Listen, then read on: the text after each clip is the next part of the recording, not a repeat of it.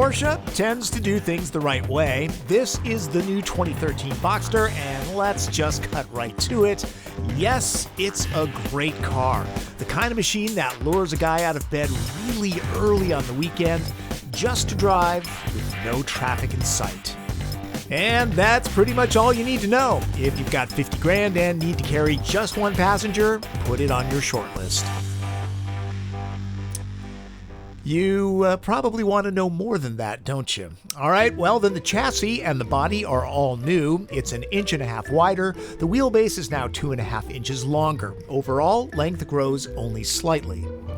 Compared to the outgoing model, the 2013 Boxster is some 75 pounds lighter. However, the torsional rigidity of the body structure is up by 40%. Wow, what's the German word for impressive? There's 10 more horsepower now, though a skosh less torque. You can't see the premium drinking 265 horse six-cylinder, but you can definitely hear it. Remember, Porsche puts its ignition on the left, and I suggest laying protection down when filling the fluids.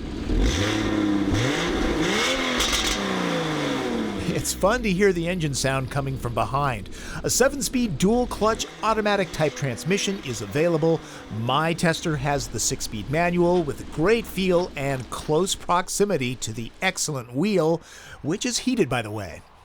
This Porsche is a mid-engine design. The flat power plant lays deep and low for better balance. The pistons fire horizontally rather than the vertical orientation you'll find in most cars.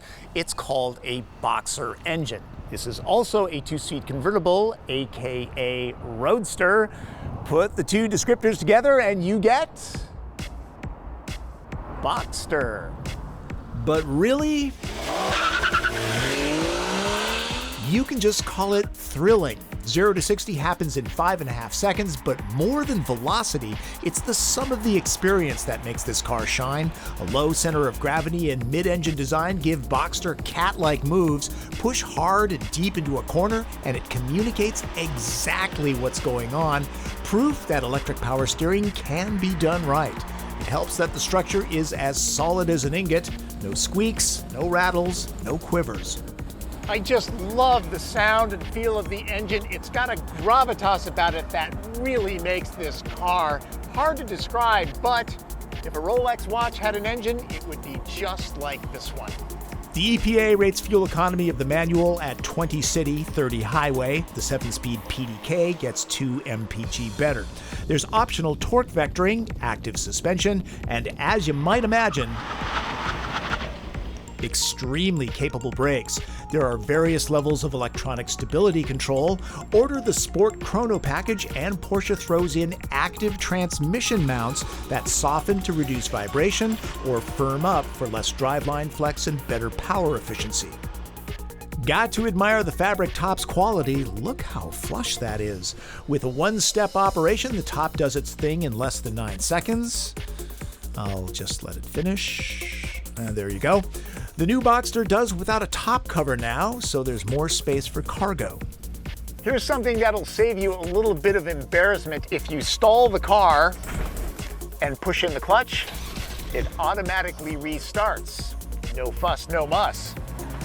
A feature that really works for me, the switchable right gauge in the cluster puts useful information in front of the driver, including suggested shift points and a G meter that's a kick in the pants to play around with. As expected in a Porsche and any other car going for 50 large, the detail, craftsmanship, and materials are top grade. It's a great space to see the world from, complete with the most over-engineered cup holders in the automotive universe. Seats are supportive, comfortable, heated and cooled in this case, plus extremely adjustable. The Bose audio sounds great, but I listen to the engine mostly. The cabin is tailored for 2 people with some help for storage. Not much behind the back seat, though. Porsche door releases allow your hands to just glide in. The pedals mean business. I mean, this is a driver's car, of course. The parking brake is electric. Porsche's touchscreen interface is pretty simple and intuitive. Sonic parking assist is handy, though with poor rearward visibility, a backup cam would be appreciated. Another gripe, the USB port is a reach for the driver. As you might know, doing the TP trunk test with a Porsche Boxster is a two-step operation. In what most consider the traditional trunk space, it's not exactly cavernous, but don't forget there's space up front and it holds twice as much. When traveling, I suggest luggage. Last time I checked, hotels supply this stuff for free.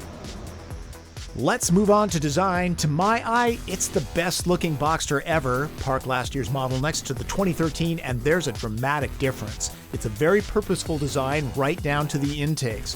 The bee sting exhaust remains. I appreciate the way the taillight flows into the spoiler. Hats off to the guys in Stuttgart. Nice job. As tested, this particular car goes for 73 grand. I consider it a bargain. Drive one and you'll probably feel the same way. Telepathic handling, impressive build quality, and the perfect engine note are always tempting. Throw in a great view of the sky and the 2013 Porsche Boxster is pretty hard to resist. So if you'll excuse me, I'm off to buy a lottery ticket. If Boxster doesn't have enough power for you, there's always the Boxster S with 315 horsepower. Well, maybe you're at the other end of the spectrum and want to conserve fuel. Go with the PDK dual clutch transmission, and there's a unique mode that allows for efficient coasting. There's also a stop-start system, so you don't burn fuel idling at stoplights. That's my take on the 2013 Porsche Boxster. If you haven't guessed by now, I rather like this vehicle. It may not be the most practical vehicle in the world, but if you can afford it, you can probably scrape up a couple extra bucks to buy an old pickup truck to do the chores, huh? That's Driven. I'm Tom Volk.